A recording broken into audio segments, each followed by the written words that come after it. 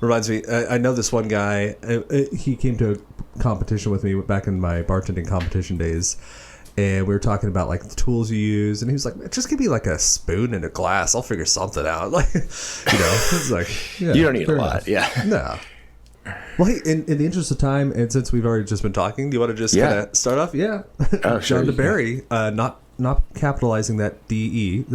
Welcome to Serves Sometimes it does that. It feels very targeted, but the paternalism and like, oh, we should just capitalize your first name just for you because it's like it's obviously what you meant. Yeah, no. Happens a lot. So you recently put out a new cocktail book, a kind of a unique cocktail book, the Nonalcoholic Bar. Yeah. Yes. So I think to start off, because some of my audience may not know you and may not know kind of where you come from, could you kind of paint a picture of your background, where you got your cocktail chops? Well, in the year 1020, I'm just kidding. I very randomly fell into bartending and hospitality via someone named Don Lee, who I'm sure more people have heard of than I have. So he and I were friends from college, and we worked at Murray's Cheese together. And then when I was sort of aimlessly in my graduation years thinking about going to law school, I had been to PDT, which is like this speakeasy, neo-speakeasy kind of place that's legendary at this point. It just opened, and I was like, I went a couple times, and I'm like, oh, this is really cool. I'm like, can I work here? And he was like, yeah, sure, why not? And the idea was that like if you have no experience bartending, you don't really know how things should be done any other way. So you're kind of this like blank slate. And I just got really into it very quickly. And I was previously working as an investigator for New York City, investigating complaints against the police, which is a pretty bleak job. Like I can only imagine. A bureaucrat, you do a lot of work and you send things off into the ether, and NYPD is like, no. And then that's it.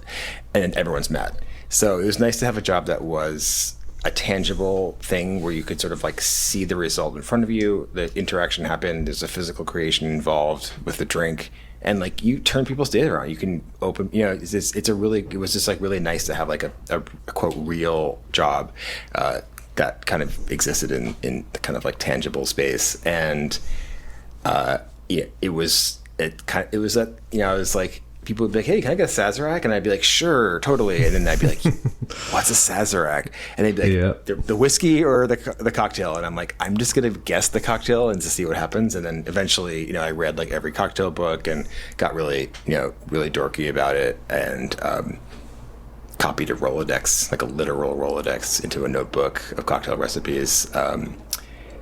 And then that was the beginning. I worked for Momofuku for 9 years. I was a bartender at the Sambar, which is on 2nd Avenue, for about 3 years. And then I went to the kind of central corporate office. I opened 10 restaurants for the group, which is, it sounds very insane to me, but it's what we did. Someone who has an appetite for pain, for sure.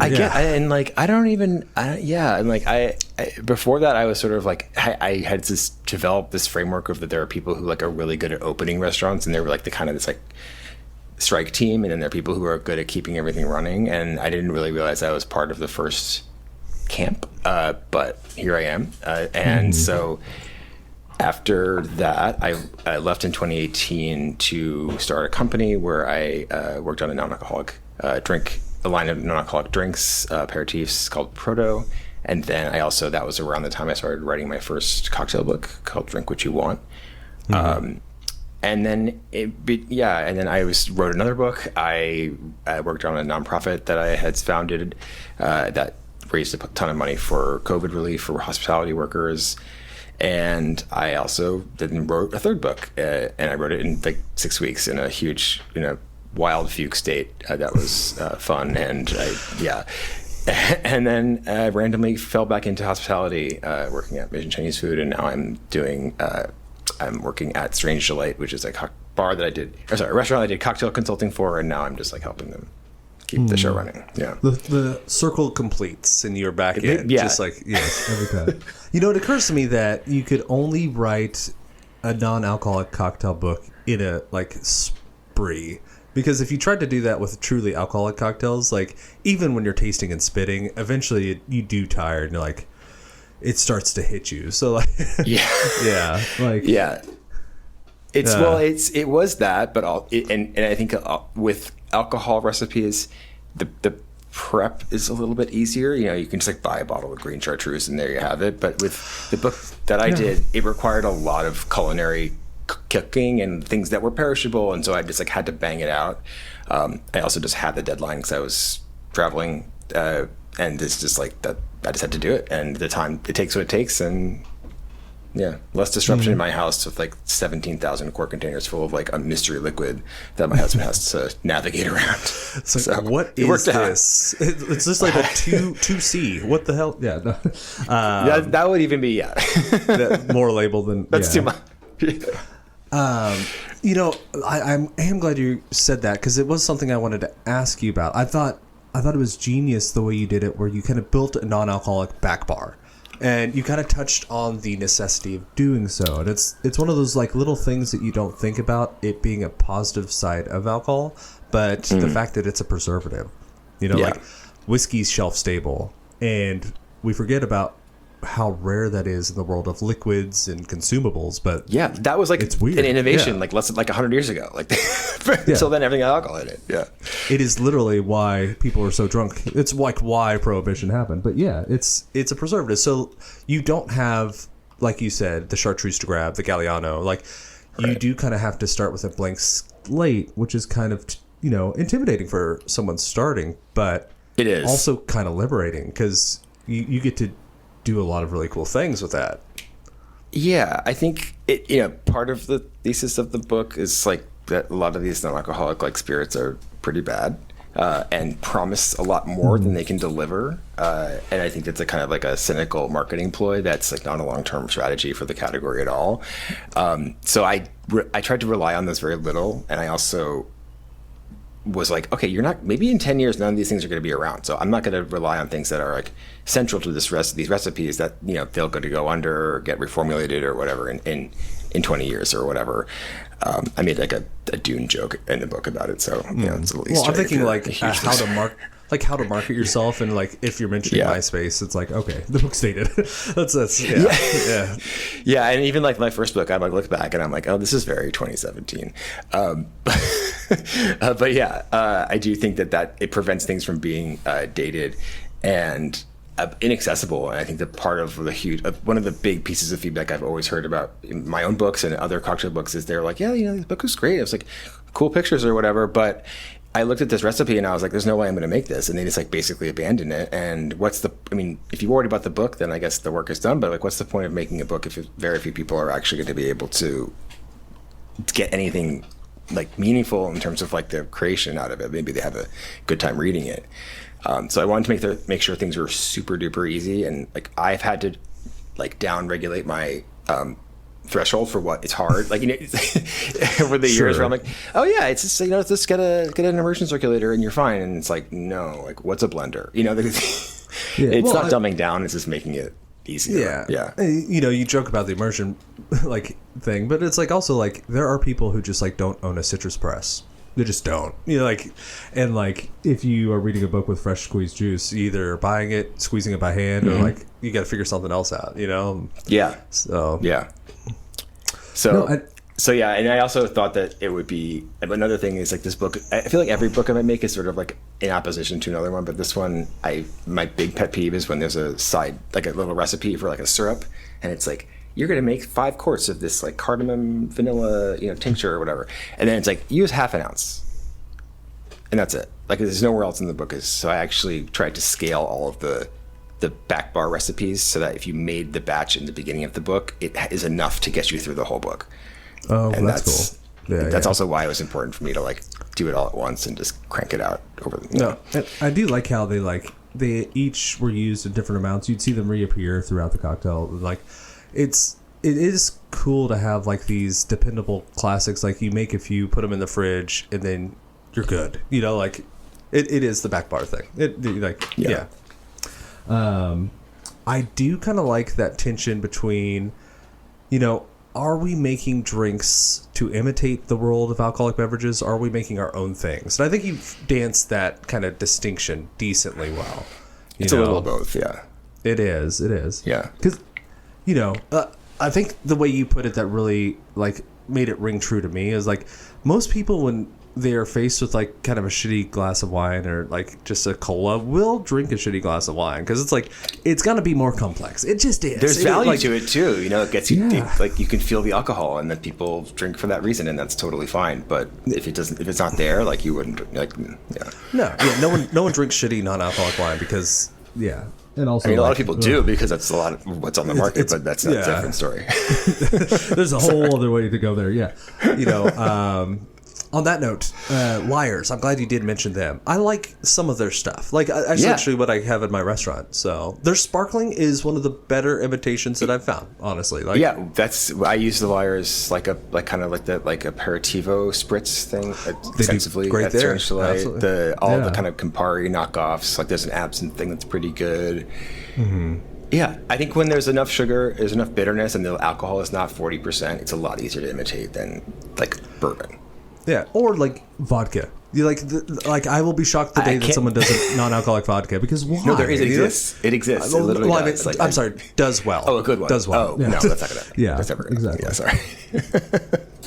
Yeah, because you eat to imitate that feel. Like you mentioned it, like maybe it's the pepper, maybe like you get that little burn that way, maybe it's sugar for that mouthfeel, but it never is exactly that. But I mean, that's not the point? Like, who's making non-alcoholic martinis? Like, yeah. I mean, you could do. I mean, I am, but like it's not like an easy thing. Like you have to sort of like think about like it's something I learned from Jim Meehan in a discussion very early on in my career about like how to make.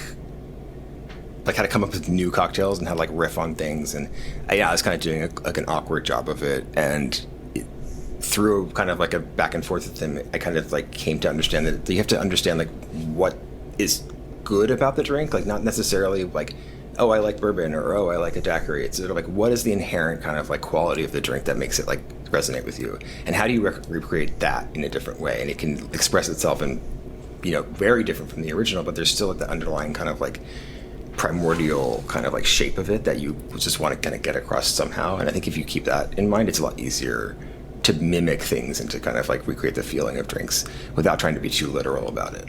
Okay, I can see that, and like I could definitely see that by going to the like contrafactual side where it's like you have a new bartender, they have a daiquiri, and I think I wanted to use the daiquiri because that's the one you're like anyone can put together these three and it's okay, And like, if you don't think about the dimensions of that drink, and you're like, well, I'll substitute lime juice for like a liqueur, like that's gonna be a wildly terrible drink, probably, unless it is like a very high acid and the bitterness kind of balances out. But like you are missing the acidity element. Like you do need that kind of in the whole, and like you can see it easier when you like mess it up versus well that's also what's so cool about the non-alc drinks is kind of like everything's broken, so you have to kind of put everything back together again, and you see the pieces and how they come together in like kind of like traditional cocktails, and then you kind of like have this experience of rebuilding things that then gives you more insight into everything. So. When I was talking it's been a while, I forget who I was talking to about this, but like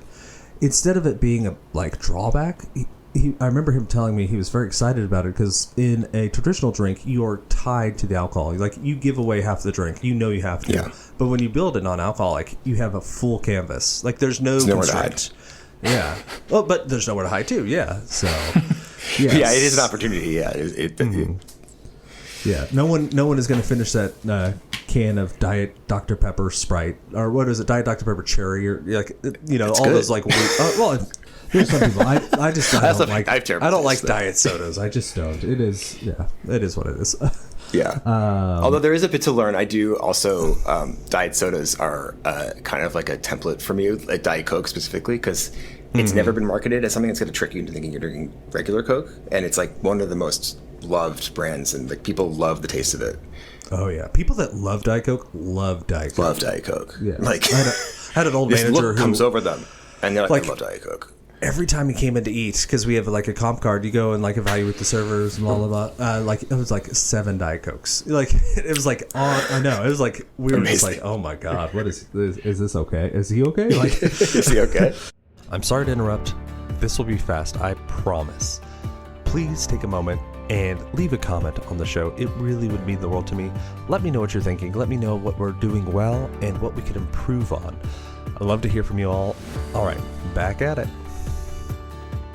Can you walk us through kind of the naming conventions, like non-alcoholic, mocktail, zero, like there is a distinction and. Yeah.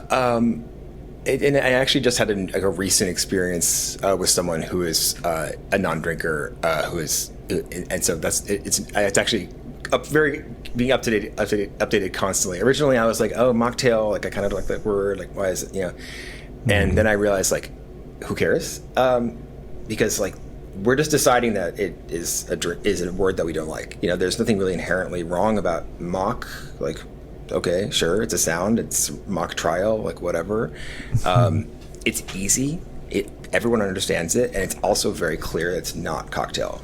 It's like an M sound at the beginning versus like a hard, so it's short, sounds different, it gets the point across, like no one's unclear, like the spirit free or like the whatever. Those are great terms and they're not like shouldn't be used, but I didn't think that there's this weird kind of hostility towards the word mocktail that I just find to be a bit unnecessary and rather arbitrary, and I think also reflects a bit of an insecurity about the drink itself and not the actual term people are using. So mocktail is fine. I have no objection to it. I don't really use it. It's just I don't know. I feel like it should be just cocktail, and that's just like the kind of cocktail you get is just happens to have alcohol or not. But then there are people, for instance, like I have a family member who I was with last week, and they had this cocktail, this non-alcoholic drink, and they were like, well, I'm so glad that it's actually like a 0%, like it's actually like a 0%, like and that it was very important for them because they're in AA, they find non-alcoholic beers to be quite triggering. So it's like a safety distinction for that, where I think that it's important to kind of like indicate that it's like, is it truly 0 or is it like 0.5%, which is the legal limit, or is there some sort of like, is it derived from alcohol or is it built from something else that has no alcohol to begin with? And so I think those things are important to make distinctions, but I think for the most part, we can just talk about non-alcoholic cocktails. And then if people want to say mocktail, go for it. Sure. Yeah. And I do think I like that kind of distinction, and I'm kind of understanding it as like the reason that you are drinking the non-alcoholic version does kind of inform, I go on sobriety stints, and I'm on one right now, and it's just like I have no problem calling it mocktail, but I also have no problem like having a whiskey and Coke like a couple months from now, Right. But if I'm like intentionally staying away for my health and the health of my family, like I would want to have no zero, if that makes sense. And I just remember this. My family member, they said that in AA, that non-alcoholics are for non-alcoholics. So it's like if you are kind of drinking the thing that's giving you the vibe of drinking alcohol, it's generally you're not like it's like have like an issue with it. You're like zebra striping or whatever, and that's true. Like the vast majority of people who drink non-alcoholic anything, they are also alcohol drinkers. So it's the kind of a small subset of the market is people who are like strictly sober for like medical, religious, kind of like whatever reasons. Yeah, and I mean, again, if I was trying to keep sober, if my drinking got out of hand and I had to go that route, like probably wouldn't hang out in a bar drinking non-alcoholic cocktails. Just like, no, I'm safe now. Crushing, like it's this probably isn't the environment that I should be in. Right. Probably go home. Exactly.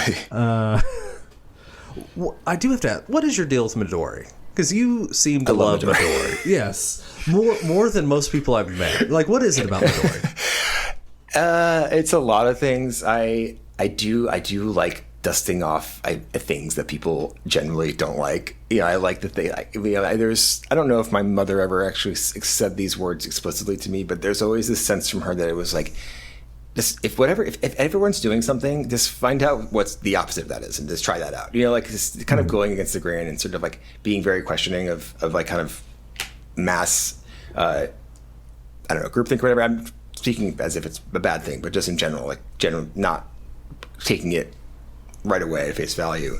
And so bad drinks have always been a fun avenue for me to explore, like the Midori Sour or Amaretto. It's a little bit of a troll because it's fun to kind of annoy people in these low stakes sort of ways. But I do think it's genuinely delicious. Like I do think that there's this baggage from the 90s perhaps, or sweet drinks being somehow like not worthy of esteem. It's a bright green bottle and it just looks cool, and you can make your drinks green. I love a green drink. I love a blue drink. Any like ridiculous color you can put in a cocktail, I'm in favor of. And then also I'm like a little bit of a Japanophile. Like I studied Japanese history in college and lived there for a couple times throughout my life, and so there's that too. It's kind of like a nice little. It's like the simulation has programmed this for me to love. Yeah. It intersects all these circles that you like. So yeah. Not popular. It's sweet. Yeah. Everyone hates it, and it's actually pretty good. Yeah. Exactly. I mean, in the defense of that line of thinking, one of the things that I, like, as a beginning bartender really respected, I remember Jeffrey Morgenthaler when he came out with his, like, improved Amaretto Sour. And, like, I remember that being like, oh, this like, drink that I thought was kind of, like, garbage, like, you can make this really good. And it got me thinking, like, what else is like is the drink bad, or are you making it bad? Yeah, well, I mean, was beginning, sure, yeah. Not you, but like in general, like globally, young Andrew. Oh man, I can tell you. I still remember, and it is the funniest shit to me still to this day.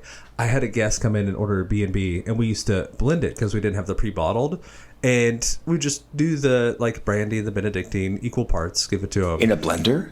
No, blend like that, as in like pour it into a glass together. Yes, I was like, blender sounds good. Yeah, I mean, next drink, yeah. Sure, I still remember when I started, I forgot it was brandy, and I thought bourbon. I gave it to him. I mean, it's still not bad. I still remember their face kind of like, oh. Okay. Like, okay. And I was like, maybe he's never had it made for him to order. It's like all these different times I did weird stuff like that. It's like, oh my God. Oh, yeah. It's like, it's too late. You're like, I just forgot half the ingredients in this drink, but there you go. Have fun. Yeah. Okay.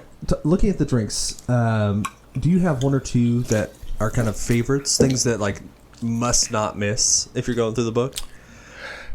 Yeah, for sure. I've got a couple that I kind of pulled too. So if you want to.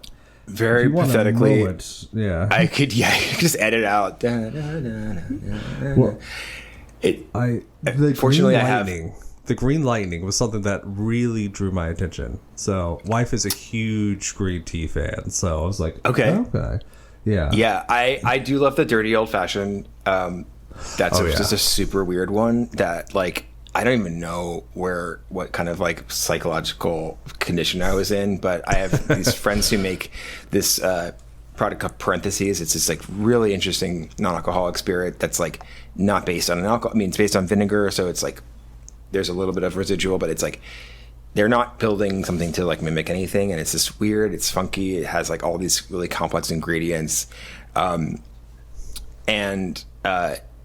so it's one of the few. Basically, my allowance for very specific products was like, this is just so good, or there's like really the only way you can make this drink is with this product, and I will call for it. But if I can do it with something more general, then yes. So the dirty old fashioned is basically like it doesn't really make a lot of sense as an old fashioned, but it's the Parentheses, it's yuzu and olive brine, and it sounds disgusting. It's not. And also the illustration in the book, the illustrator has someone smoking a cigarette, which I just think is amazing to have in like a lot of non-alcoholic books feel very like pious and like hedonic. And so it's just like, you can still smoke, you can smoke cigarettes, you can do drugs, you can just like, maybe you still want alcohol. And so it's a beautiful image. It's my friends who make it are lovely people. And the drink itself is like don't knock it till you try it kind of thing. So dirty old fashioned is definitely one of them. And maybe on like the other end of the spectrum of things that are a bit more kind of, let's say, accessible, the cherry cola temple is also a nice one because it's like so simple and it's like things you can get pretty much anywhere, and it's literally just like cherry Coke, which not cherry Coke. Sorry, it's chilled. It's chilled like regular Coke. You can use Diet Coke if you want, but the sugar from the Luxardo cherry syrup is going to counterbalance any like caloric benefit, and then a little bit of lime juice. And the Luxardo cherry syrup is something that whenever I see a bartender like throw away after like fishing the cherries out, I'm like, that's the best part. Like you should just throw away the cherries. The syrup is so good. So it uses kind of like a little bit of like a byproduct, and very simply. So you can create complexity. You can use complex ingredients like cola, which is complicated. Like if you think about it, there's a lot of kind of botanicals in there, and it's sort of like a Amaro soda light-ish. If you squint. And it's easy, it's drinkable, and so yeah, like the book itself is meant to be like a little bit of something for everyone. And if you want something easy, this is yeah. Yeah, and I'm glad that you said that about cola, because that was something I picked up in your writing, and it made me think, like, you know, nothing under the sun is new. Like, back in the day when people were drinking too much, there was the movement against drinking, and that's when we got kind of our sodas that we now have historically. Like, that's when the root beers and ginger ales, like all the things that were replacements for the harder stuff came in. And like, well, the guy at Pemberton or whatever who invented Coca-Cola was addicted to heroin, and so he decided to make cocaine wine as this like methadone for it, and then he died of stomach cancer a year later. So yeah. Yeah, I mean, yeah. A lot of things have a lot of very troubled histories. Yes. But I mean, these were things that were offered as non-alcoholic alternatives to the hard stuff when we were trying to clean up our act, and that didn't work. But we did hold on to the sodas. So, you know. And it was hard to get something to you that was not fermented up until rather recently. So yeah, it's really interesting that it feels like it's this, like, cocktails are kind of like cooler and more, I don't know, interesting and new maybe, but actually like the real technological innovation is being able to get these drinks in a stable way that doesn't have alcohol in them. I mean, one of the best lines, and I think about it because my background, I was bartender for a while, and I took a kind of left turn, ended up in the wine world, going down the certification route and all that. Oh, wow. Their Wine in America 2-volume set, huge book, and it talks about the first non-alcoholic grape juice produced in the world. And like, there's this whole thing about how like this is the first time that anyone managed to actually bottle grape juice unfermented. It was like an American. Like in the World's Fair, it was like amazing. Yeah, because no one has ever been able, because since time immemorial, like, grape juice ferments. Like, that's like the truth. Like, it just does. Like, you leave the grape out, it'll explode. Yeah. So. And I think that the Yoo-hoo guy invented like hot filling, which is also like something that's relatively recent. Yeah. I maybe making that up, but quite possibly. Yeah. I did see the pumpkin spice margarita. I had to call that out. That was going to be one, but yeah. It's you know, that's you like can't get away from it wherever you are. Pumpkin spice everything. But I mean, again, it's very similar to Midori, where it's like, why do we hate this? Is it like a real reason, or is it like a kind of cultural like reason? Yeah. Yeah. What made you go with the different rating systems for the difficulty? I thought it was a cool idea, but I hadn't seen that before. Yeah, I mean, doing the ski resort things was a little bit on my mind, because the trip that I was taking that made my deadline much shorter than it was I was going to Japan, and part of the Japan trip was going to be going skiing up in the north. So I kind of had it on my mind, and there is kind of like a phenomenon that I've noticed. I don't ski a lot, like a ton, but what one ski resort thinks is a hard trail is like definitely not the same as what another one might. So there's this subjective kind of relative rating system that exists that you kind of have to deal with, but you sort of get a feel. Once you're there, you like kind of adjust your kind of calibration. Like, I can do double blacks here, I can't do whatever. Yeah, so there's that kind of feeling of it too. It's a cute thing that generally people kind of understand.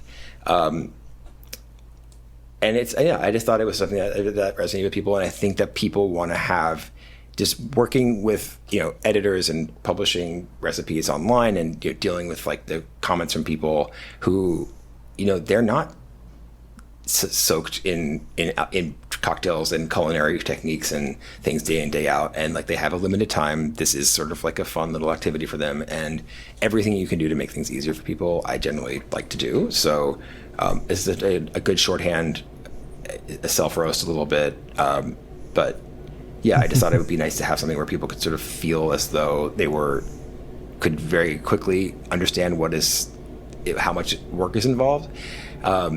And also, I wanted to create a system for myself, so I knew how balanced the book was overall. So that kind of translated into like expressing that to the reader, because I already if you're had all that double diamond, then yeah, exactly, yeah. Yeah. I think I had like a Google sheet that had a counter of everything. So yeah, it does make sense, because every person's scale is different. But like, I know if I'm a reader and I don't have anything in my house, I'm going to recreate this. If you thought it was hard, Like, okay, like I'm getting into a journey. Yeah. But I mean, that cola one, that sounds like I could do that. Probably do that this evening if I wanted to go pick up a couple things. So yeah. And I think difficulty also means different things from people. Like, is it you can't find the ingredient, or is it like I don't want to do this like thing that in the kitchen that's like very complicated or difficult? So that's a good point too. Yeah. It reminds me kind of the beginning of articles where it says like we'll take XYZ amount of time to read, because it's just like something psychologically about how how long you're gonna have to invest kind of gives you the like, okay, I've got 5 minutes, or like this 12-minute long article, I don't know. Like you kind of self-selects for the people that are serious enough to do it, I guess. Yeah, like how much emotional weight do you want to put on that? Sure. But then again, it's like people read different speeds, it's now that the book is out and all that, would you have gone and done anything differently? Would you have changed to like mad sprint or anything at all? No, the thing for me with writing and with generally most tasks is that like I am a very much like a shame and fear based motivated person. So if I am given 2 years to do something, it will take me 2 years. If I'm given a week to do something, it will take me a week. It's like the deadline dictates like how much time I spend on it. And there were a lot of very practical reasons why it made sense for me to like convert my house into like a non-alcoholic drink shop for as a compressed period of time as possible. And it takes me the time it takes me to do it. So it's like either I spread it out over like little painful 15-minute chunks, in 6 months, or I'm just like, oh fuck, and then I just like do it. And it's not going to take more or less time, either way. Yeah, you either run the marathon or you run the 5K, but either way, you're running at some point. So yeah, exactly. Like the distance is the distance, and it's just like that's it. You're the living embodiment of Parkinson's law. Tasks expand to the amount of time provided them. Yeah, I like that. It's a combination of like ADHD and then like the kind of rules autism that makes it very hard for me to like not do something that's like decided on. So it's like the world will end if I don't do this on time. So I'm just gonna like get up at 7 a.m. every day for the next 6 months and like go to the grocery store and like buy shit and then just do it. Right. Yeah. Have you heard from anyone that got the book? Any positive feedback or any like surprising feedback? Maybe like. No, not really. I mean, I think that this is my third book. It's crazy to be able to publish one. So the third book is kind of like this feels like gravy, and this is probably the least amount of promotion I've been able to do for a book by a lot, just because I've been like full time working in restaurants, and it's interesting when you go from having like a self-employed like email desk job kind of thing to like just literally dealing with like physical people for 12 hours a day. You're like, oh wow, I haven't checked my email in like 3 days. Like, you kind of like nice though. It's really nice actually. Yeah. It started just after the 2024 election, so it was like a really great way to just get offline. And it just I think that the feedback has been very much similar to what I've gotten from you, where it's like, oh, this is actually made with a real person in mind. And not like there's this idea too, and I wanted to see what you thought about this, where I saw it on Instagram recently, someone talking about non-alcoholic cocktails. It's like, oh, I don't like them as a bartender. Like, why? You get to charge $12 for juice. And like I see that mindset too, like every once in a while. I'm just like, that's also the side that I don't really like. It's just like, make a good drink, charge a fair price. Mean? Yeah, like, well, the thing is that like, if you look at cocktail costing, it's like the amount of the price that's dictated by the ingredients is like very small, and a lot of it is labor, it's overhead, it's insurance. But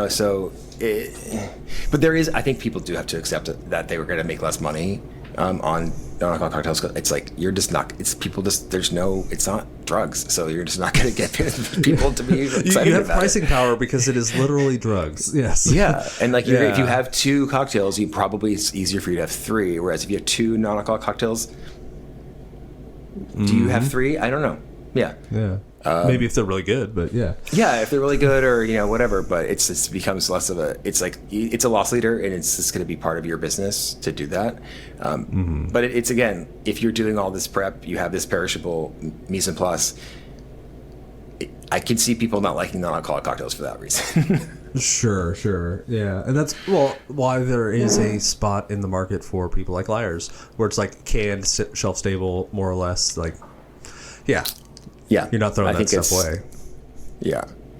That was kind of what the idea was for my non-alcoholic drink company. When I launched it, I was like, it's such a hassle to make this stuff. How do I make like a kind of a Campari, Aperol, sort of Amaro-y thing that's like complicated, that's reasonably shelf stable once you open it, that you could either pour by the glass as like a easy wineless edition, or you can use as a mixer in cocktails. That's like a kind of off the shelf, like ready to go option for people who don't want to steep hibiscus and gentian and Chinese rhubarb, for 3 weeks.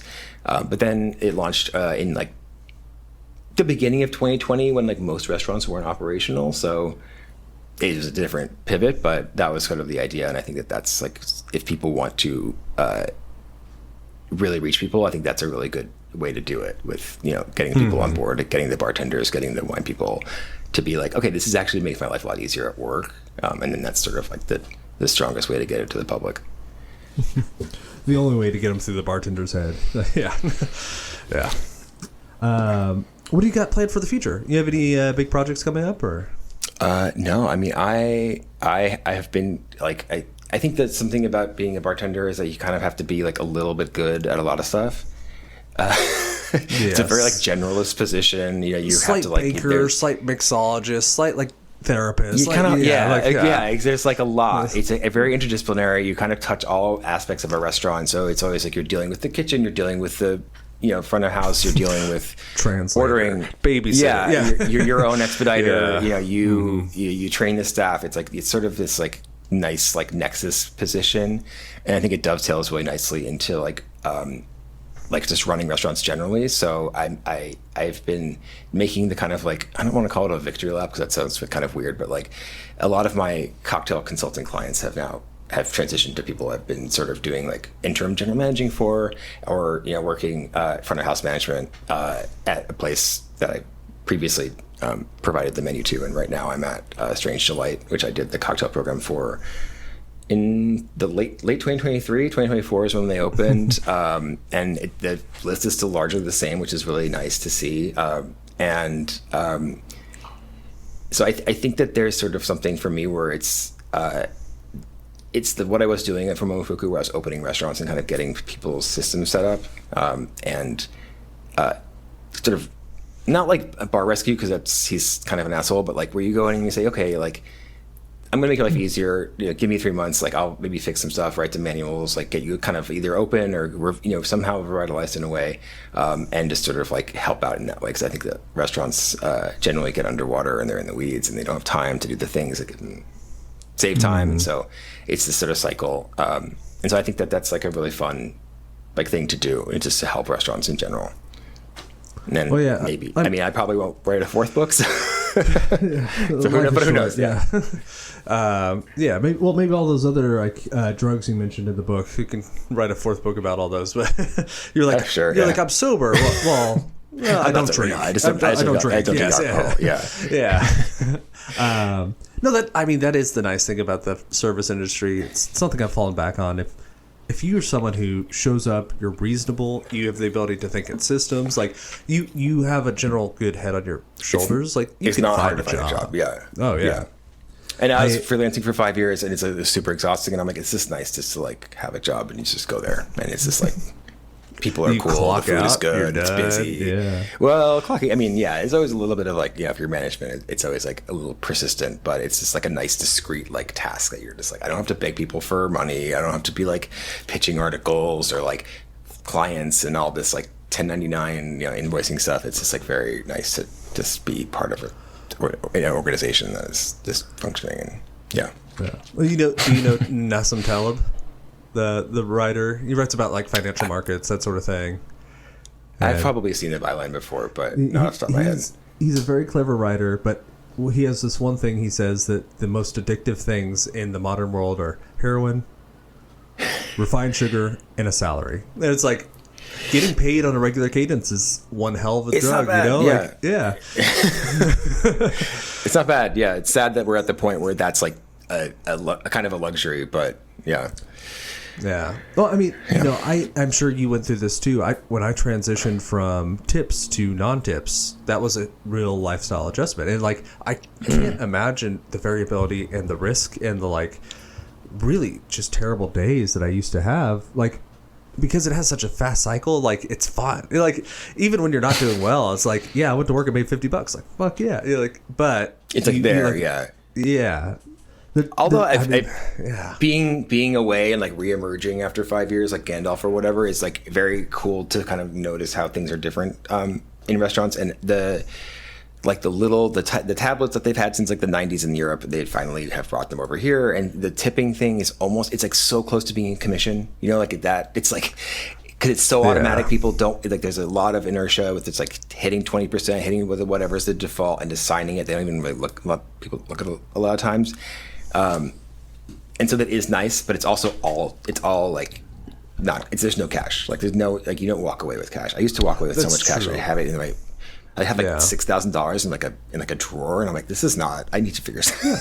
I know, so it's a little different, but yeah. I still remember me as like a 16-year-old working at Smoking Joe's Bar and Grill. I'm like $600, and I'm like, yeah, I mean, it's not much now. I think back to it, but I was like all ones, and just like I just put the ones to the side because I didn't want them, and eventually I'm like, oh my god, I got like $600 here. Like Jesus, like like let's go find someone to buy some beer.